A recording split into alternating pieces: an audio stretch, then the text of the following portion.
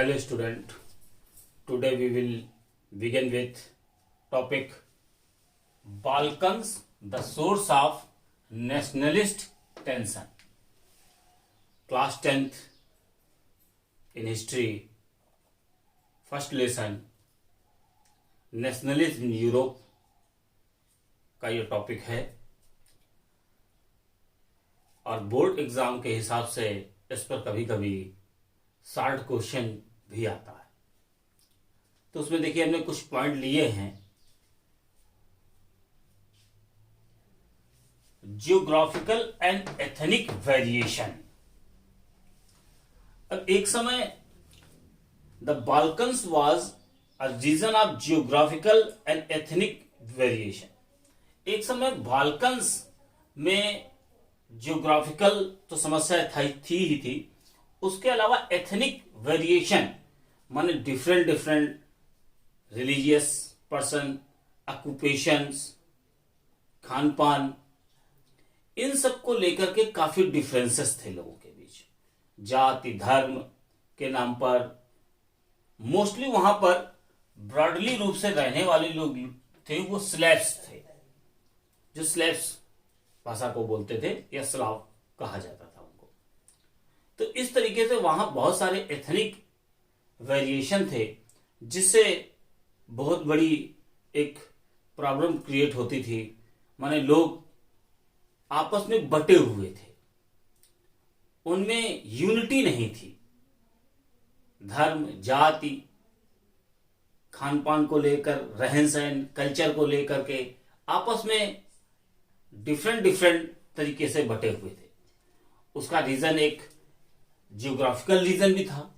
जैसे अपने इंडिया में हिल्स एरिया ले लो, वहां का कल्चर, डेजर्ट एरिया ले लो, वहां का कल्चर, नॉर्थ इंडिया देख लो, वहां का कल्चर। तो इसी तरीके से वहां पर भी बहुत सारे धर्म और जाति को लेकर के आपस में लोगों में डिस्प्यूट्स थे। ये भी एक बहुत बड़ी समस्या थी बाल्कन्स के लिए।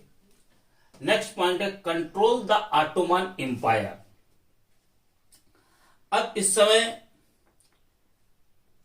ये large part of Balkans under the control of Ottoman Empire. इस समय तक ये बाल्कन्स का जो पार्ट था वो ऑटोमन एम्पायर के राज्य के अधीन था, उन्हीं के अंडर में आता था। लेकिन धीरे धीरे ऑटोमन एम्पायर वीक होता गया, कमजोर होता गया और उसके हाथ से बाल्कन स्टेट एक तरीके से निकलता चला गया। आज जिसे बाल्कन्स के नाम से जाना जाता है, या पहले के समय में बाल्कन्स नाम से जाना जाता था, प्रेजेंट टाइम में वहां पर ये कंट्री राज्य करते हैं। In modern day Romania, Bulgaria, Albania, Greece, Macedonia, crochet,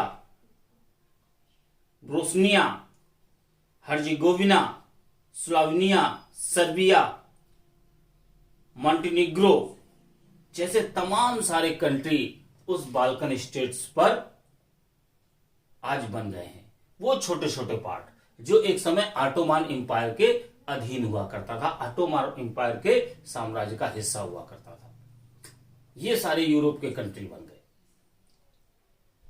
तो ये भी एक रीजन है कि धीरे धीरे ऑटोमन एम्पायर जैसे वीक होता गया और तमाम सारी समस्याएं वहां खड़ी होती चली गई।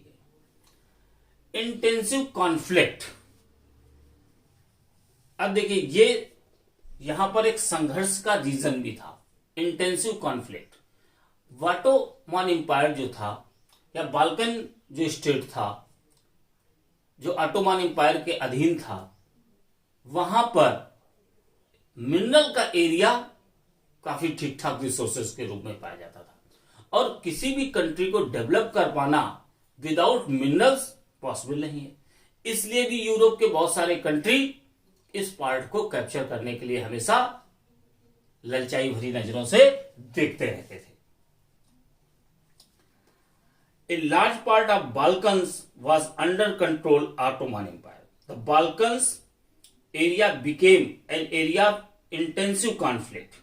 Each power, रसिया, अब देखिए जो इनके बीच कॉन्फ्लिक्ट की समस्या थी मिनरल्स के कारण, किन किन कंट्रियों में, Russia, Germany, England, Austro Hungary was keen countering the hold of other powers over the Balkans, extending its control over area। इस पूरे पार्ट एरिया को कैप्चर करना चाहते थे, चाहे वो जर्मनी हो, चाहे रशिया हो, चाहे इंग्लैंड हो, ये सब इस बाल्कन स्टेट को कैप्चर करना चाहते थे।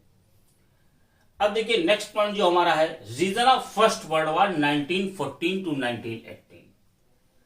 फर्स्ट वर्ल्ड वॉर की युद्ध का भी मेन रीजन है बाल्कन इश्यू। बाल्कन के कारण भी जितने सारे रीजन हैं फर्स्ट वर्ल्ड वॉर के, उसमें एक रीजन, एक कारण फर्स्ट वर्ल्ड वॉर का बाल्कन इश्यू भी है। तो Balkans the source of nationalist tension, ये एक हमेशा उस टाइम पीरियड में एक नेशनलिस्ट टेंशन माने राष्ट्रवादी इंपेरियलिस्ट के इमोशन के थ्रू लोगों के अंदर ये एक समस्या का कारण रहा उस टाइम पीरियड में। ओके स्टूडेंट्स, ये टॉपिक कंप्लीट हुआ।